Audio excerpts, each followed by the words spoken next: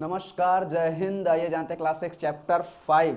Okay, chapter 5 part 1 जानते हैं। देखिए, इस चैप्टर में हम लोग राजा के बारे में, शासकों के बारे में कि ये सब कैसे बनते हैं, और गणराज्यों के बारे में पढ़ेंगे, जो बहुत पुराने समय के राज्य हैं, उन सब राज्यों के बारे में। ठीक है, देखिए, चुनाव का दिन था, पहला ही ये टॉपिक है। ये है एक कहानी। इस कहानी से हम जानते हैं कि देखिए, चुनाव का दिन था। शंकरन नाम का लड़का, जो दिख रहे हैं आपके जैसा है लड़का, वो अपने नाना नानी को देखा जैसे सुबह उठकर, तो वो लोग तैयार हो रहे थे जाने के लिए। कहाँ पर? चुनाव केंद्र पर, जहाँ पे वो क्या कहते हैं, मतदान होता है। ठीक है, जहाँ पे मतदान हो रहा था। शंकरन देखा कि वो लोग बड़े उत्साहित है ना, बहुत उत्साहित हैं। अब आखिर क्यों उत्साहित है उसने पूछा, तो नाना जी उसको जल्दीबाजी में समझाने की कोशिश की है कि बेटा, हम जा रहे हैं अपने शासक को चुनने।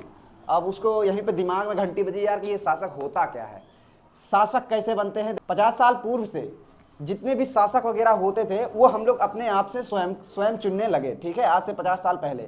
लेकिन उससे पहले क्या होता था, उससे पहले लोग कैसे रहते थे? देखिए, उससे पहले शासक वगैरह चुनने के लिए, जैसे कि अध्याय 4 में हमने बताया था, चैप्टर 4 में, कि जन जो होते थे सरदार को चुनते थे। सरदार बोले तो राजा को चुनते थे, अपने शासक को चुनते थे। कैसे चुनते थे? तो अपने अपने बीच में से जो बहुत बहादुर इंसान, जो बहुत बढ़िया योद्धा होता था, उसी को वो सरदार यानी राजा बना देते थे। ठीक है, ये सारी बातें तो थी 3500 साल पहले की, जब ऋग्वेद वगैरह की खोज हुई। हम लोग ऋग्वेद के अंदर से ये सारी चीजें जान पाए, है ना, कि सरदार जो है कैसे चुने जाते थे। लेकिन आज से लगभग 3000 साल पहले इन सब चीज़ों में परिवर्तन आने लगा। मतलब ये सब जो प्रक्रियाएं होती थी किसी तरह किसी शासक को चुनने का, इसमें आने लगा परिवर्तन। आज से 3000 साल पहले जब बदलाव आया, कुछ लोग जो है यज्ञ वगैरह के द्वारा अपने आप को राजा घोषित करने लगे, प्रतिष्ठित करने लगे। किसके द्वारा? यज्ञ के द्वारा। इसी यज्ञों में से एक ठो यज्ञ था अश्वमेध का यज्ञ। इन यज्ञ, ये सारे यज्ञ जो है ऋग्वेद वगैरह में लिखे थे, जिसको पुरोहितों ने लिखा था कि अगर इस यज्ञ को कोई करता है तो उसको ये चीज की प्राप्ति होगी, उसको ये बड़ा सा साम्राज्य मिलेगा। ऐसा करके वो लोग क्या किए, अपने आप को राजा घोषित करना शुरू कर दिए थे, है ना। तो अश्वमेध के यज्ञ में देखिए क्या होता है, जो राजा बनने आता है, मतलब अश्वमेध का यज्ञ जो करता है, वो बहुत ही बहादुर, बहुत बहुत ताकतवर होता है, क्योंकि अश्वमेध का यज्ञ करना बहुत बहुत बड़ी बात होती है। ठीक है, तो एक घोड़ा होता है इस यज्ञ में, और राजा की देखभाल में उसको स्वतंत्र छोड़ दिया जाता है। नहला धुला के उसको पाउडर क्रीम लगा के एकदम चिकना करके स्वतंत्र छोड़ दिया जाता है। ठीक है, और यदि कोई उस घोड़े को रोकता है तो उसको युद्ध करना पड़ता है। किससे? जो अश्वमेध का यज्ञ करवा रहा है राजा, उस राजा से। ठीक है, और अगर नहीं रोकता है तो ये राजा, अश्वमेध का जो यज्ञ करा रहा है राजा, वो उसकी जमीन पर कब्जा कर लेगा। यानी कि वो घोड़ा जहां जहां तक जाएगा, वो उस राजा का साम्राज्य उतना ही बढ़ता जाएगा, है ना। तो मतलब आगे भी कुआं पीछे भी खाई। इसका सॉल्यूशन मेरे हिसाब से तो ये था कि जिसके भी घर में वो घुस रहा है, मान लो वो घोड़ा, उससे पहले ही वो एक घोड़ी रखे अपने पास, चिकना इकना करके, मतलब उसको तैयार रखे, जैसे वो आया वैसे ही वो छोड़ दे, उल्टा उसी के घर में चला जाए, है। देखिए, आज जो अश्वमेध के राजा होते हैं, ये अधिक शक्तिशाली होते हैं, मतलब बहुत ही ज्यादा शक्तिशाली होते हैं ये अश्वमेध के जितने भी यज्ञ कराने वाले लोग। अन्य राजाओं को ये लोग क्या करते हैं, आमंत्रित करते हैं अपने यज्ञ में। ठीक है, आमंत्रित करते हैं अन्य अश्वमेध के राजा के लिए। ये जो अन्य राजा आते हैं, ये उपहार लेके आते हैं अपने साथ। किसको? अश्वमेध के राजा जो मतलब करवा रहे हैं यज्ञ, उनको। विशिष्ट प्रकार के पुरोहित, जो विशेष प्रकार के होते थे, वही लोग ये अश्वमेध का यज्ञ करवाते थे। पुरोहित, है ना, पुजारी लोग। ठीक है, ब्राह्मण लोग। यज्ञ में यज्ञ कराने के लिए इन पुरोहितों को क्या दिया जाता था? उपहार दिया जाता था। किसके द्वारा? जो यज्ञ करवा रहा होता था राजा, वो। ठीक है, अब ये जो मुखिया होता था इस पूरे यज्ञ में, उसमें राजा जो है एकदम प्रमुख होता था। मतलब राजा एकदम सिंहासन पे बैठेगा, उसको बाघ की खाल या फिर सिंहासन पे बैठाया जाता था, फिर अश्वमेध का यज्ञ शुरू होता था। ठीक है, मतलब यज्ञ होता था, तो अगर युद्ध क्षेत्र में जो इंसान युद्ध में साथ देता था उस राजा का, वही सहचर होता था, यानी सारथी होता था उसका, राजा का, है ना। और ये सारथी क्या करता था, जब यज्ञ होता था तो राजा का गुणगान वगैरह बताता था कि ये ऐसा किए, ये इतने लोग को मारे, ये इतने बलशाली है, ये उतने बलशाली है, ये सारी चीजें। ठीक है, यज्ञ में। ठीक है, कौन करता था? सहचर लोग। अब इनके सभी सगे संबंधी भी जो राजा के आते थे जो यज्ञ में, तो वो लोग क्या करते थे, वो लोग भी थोड़ा बहुत अनुष्ठान वगैरह, मतलब साथ में उनके बैठ के पूजा पाठ वगैरह करते थे। ठीक है, अन्य जन जो आते थे, मतलब जनता लोग जो आते थे, वो भी राजा के लिए क्या लाते थे? उपहार लेके आते थे। और बाकी जितने जो अन्य राजा आते थे, जिनको आमंत्रित करके बुलाया जाता था, वो सिर्फ बैठे रहते थे। उनका कोई काम नहीं, बस बैठे रहो, कथा सुनो, प्रसाद लेके जाओ। पुरोहित क्या करता था? राजा के ऊपर छिड़काव करता था पानी का, है ना, अभिषेक वगैरह कराने के लिए। ठीक है, अब क्या कहते हैं, जो जन होते थे यानी विष, जनता लोग, वो भी लोग उपहार लाते थे किसके लिए, जो राजा होते थे, मतलब जो राजा यज्ञ करवाते थे उनके लिए। और शूद्रों की एंट्री इन सब जगहों पर बंद थी, यानी कि यज्ञ वगैरह में जो शूद्र होते थे, अभी बताते हैं शूद्र कौन होते थे अब अगले टॉपिक से, तो इनकी एंट्री बंद थी। और शूद्रों को एंट्री कौन बंद कर दिया था, पुरोहितों ने, कि इन्होंने कहा था कि ये नीच हैं, इनको छुआ नहीं जा सकता है, इनको बुलाया नहीं जा सकता है, इनको आमंत्रित नहीं किया जा सकता है। ये देखते हैं क्वेश्चन की ये है कि यज्ञ जो है, यज्ञ में उपस्थित सभी लोगों की सूची बनाओ, कौन कौन लोग उपस्थित हैं, उनका पेशा क्या है, वर्ग क्या है। देखो इस यज्ञ में सबसे पहले तो राजा, ठीक है, राजा के बाद पुरोहित हैं, फिर जन हैं, फिर आमंत्रित किए गए अन्य राजा हैं, फिर उसके बाद और भी बहुत सारे लोग हैं, जैसे राजा के सगे संबंधी, जैसे उसकी पत्नी हो गई, उसके बेटे हो गए, ठीक है, ये सारे लोग।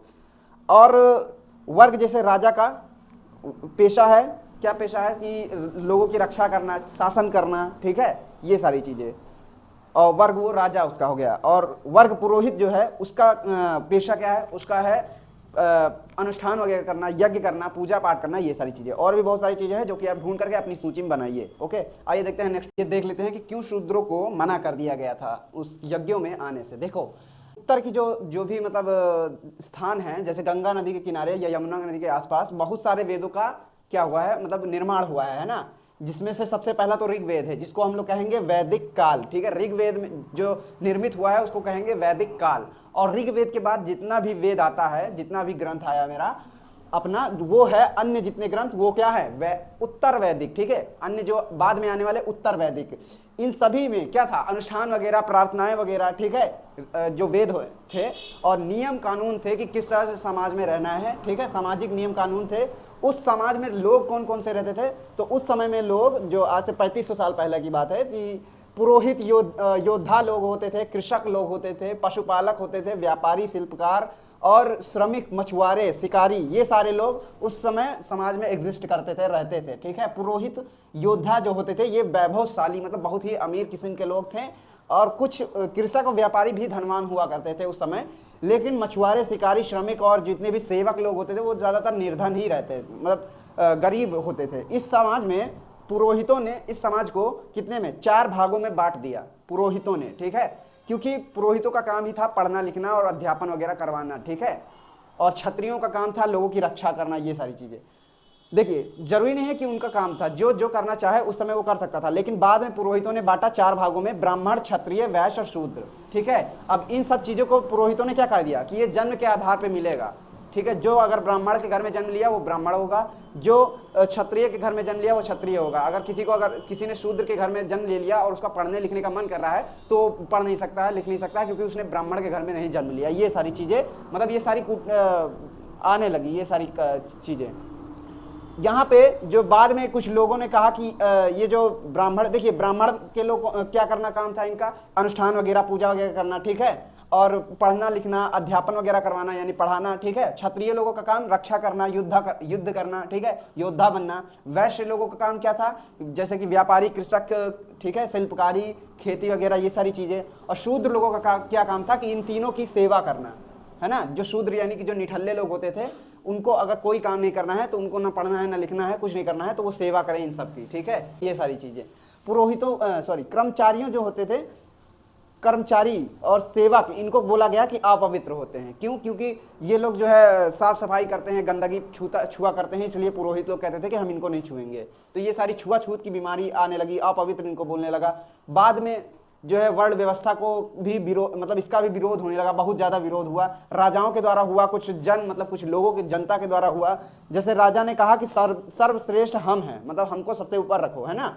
यहाँ पे देखिए ब्राह्मण सबसे आगे है, बाद में क्षत्रिय, लेकिन क्षत्रियों ने कहा कि सबसे आगे हमको रखो क्योंकि हम तुम लोग को बचाते हैं दूसरे लोगों से। तो ब्राह्मण बोलते हैं कि हम आप लोग को योजनाएं बताते हैं कि किस तरह से आपको जीतना है युद्ध वगैरह, तो हम आपकी रक्षा करते हैं। इस टाइप से मतलब वाद विवाद होने लगा, ठीक है। अब ये वर्ण व्यवस्था का विरोध जब होने लगा तो जनों ने क्या कहा कि जन्म के आधार पर ये जो सिस्टम लाए हो ये गलत सिस्टम है, जन्म के आधार पर मत दो। अगर मान लो किसी ने शूद्र के घर में जन्म लिया, वो पढ़ लिख के अगर वेदों का ज्ञान उसको प्राप्त हो गया तो उसको ब्राह्मण बोल सकते हैं, जरूरी नहीं कि उसको शूद्र ही बोले। तो इस टाइप से ये लोग कहने लगे। भेदभाव का जो ये मतलब नीतियां थी ये सब पनपने लगी उस समय, तो ये सारी चीज़ों को वो गलत बोल रहे थे। अनुष्ठान कह रहे थे कि सबका अधिकार है, अनुष्ठान बोले तो शूद्रों को अनुष्ठान में यानी पूजा पाठ में नहीं बुलाया जाता था, यही इसीलिए जो है कुछ लोग अनुष्ठान यानी कि पूजा पाठ में कह रहे थे ये पूजा पाठ सबका अधिकार है, इसमें शूद्रों को भी अनुमति मिलनी चाहिए। लेकिन पूर्वोत्तर में ऐसा नहीं था, क्योंकि वहाँ पे पुरोहित लोग को श्रेष्ठ कम माना जाता था, वहाँ पे पुरोहितों का बोलबाला नहीं था, ठीक है, बाकियों का मुँह काला नहीं था,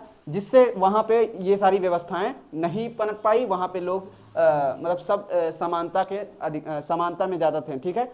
अब क्वेश्चन आता है वर्ण व्यवस्था में विरोध क्यों? अभी थोड़ी देर पहले मैंने बताया, अब इसका कारण बताइए, ठीक है, आंसर आप खुद दीजिए। आइए नेक्स्ट टॉपिक देखते हैं कि कैसे क्या हुआ। आइए देख लेते हैं कि जनपद जो है इसका निर्माण किस तरह हुआ, ये कैसे बना है। देखिए जनपद जो है महायज्ञों के बाद जब राजा जो है अपने आप को राजा घोषित कर लेते थे महायज्ञों के द्वारा, तब जो है वो अपने आप को जो राजा बोलते थे वो लोगों का राजा नहीं, अपने आप को राजा बोलने लगे कि जिस जगह पे इस लोग रह रहे हैं उस जगह का राजा अब मैं हूँ। इस टाइप से वो लोग अपने आप को बोलने लगे। मतलब जनपद का क्या मतलब होता है कि लोग की जगह, मतलब लोग जिस जगह रह रहे हैं उसी जगह को कहते हैं जनपद। कुछ महत्वपूर्ण स्थान जैसे कि हस्तिनापुर, तक्षशिला और कौशाम्बी, ये कुछ दिखाई पड़ रहे हैं जो कि आपको मैप में, ये सब है जनपद, ठीक है। पुरातत्वविदों को यहाँ की जब बस्तियों की खुदाई की तब उनको ये मिला कि जैसे दिल्ली के आसपास पुराना किला मिला, ओके, और झोपड़ियाँ मिली जो कि, और मवेशी और अन्य जानवरों के हड्डियाँ मिले, ठीक है। चावल के और गन्ना के, गेहूं और धान, जौ, तिल, इन सब चीज़ों के साक्ष्य मिले, यानी खेती के साक्ष्य और ये सब रहने के प्रमाण जो है मिले हैं। अब हड़प्पा में कौन सा ऐसा अनाज है जो नहीं मिला? जैसे कि हड़प्पा में चावल नहीं मिला था, गन्ना नहीं मिला था। कारण इसका क्या हो सकता है? देखिए हड़प्पा में जो इसलिए नहीं मिला था क्योंकि हड़प्पा का जो क्षेत्र है वो शुष्क क्षेत्र है, वहाँ पे वर्षा कम होती है, ठीक है।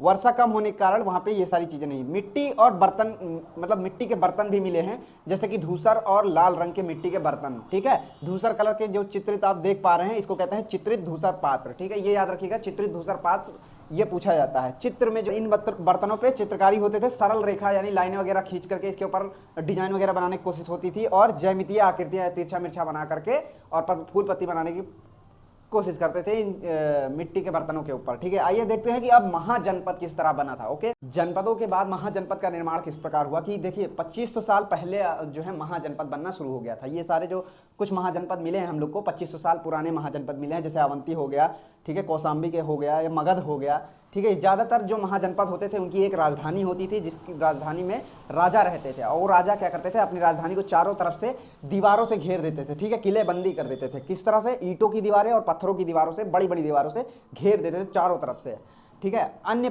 जो है राजाएं से डरकर, यानी कि कोई आक्रमण वगैरह ना कर दे इसलिए। और कुछ राजधानी बहुत बड़ी होती थी जिसके लिए खूब ऊंची ऊंची दीवारें और बहुत ही ताकतवर यानी प्रभावशाली दीवारें बनाई गई थी, जैसे कि समृद्ध, और इसमें रहने वाले राजा ये दिखाते थे कि हम कितना समृद्ध हैं, हम कितने शक्तिवान हैं, ठीक है, प्रदर्शन करते थे अपनी शक्ति वगैरह का। इन विशाल दीवारों को बनाने के लिए योजना की आवश्यकता होती थी, योजना वगैरह प्लान करते थे, और फिर लाखों की संख्या में ईंटें और पत्थरों को इकट्ठा करने के लिए हजारों की संख्या में स्त्रियों और पुरुषों और बच्चों को जो है ये जबरदस्ती उनसे परिश्रम करवाते थे, ठीक है।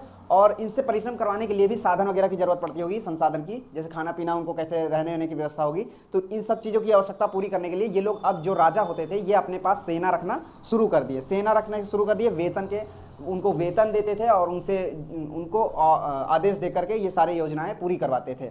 वेतन मासिक सालाना वगैरह दिया करते थे और सिक्कों के रूप में ये लोग वेतन देते थे, ये जो राजा होते थे महाजनपद के, ठीक है। चैप्टर 8 में हम सिक्कों के बारे में पूरी डिटेल से पढ़ेंगे, ठीक है, कौन कौन से सिक्के कैसे कैसे मिले। क्वेश्चन ये है कि महाजनपद के ये जो राजा हैं ये ऋग्वेद के राजा से कितना अंतर है जरा बताइए इसमें, ठीक है।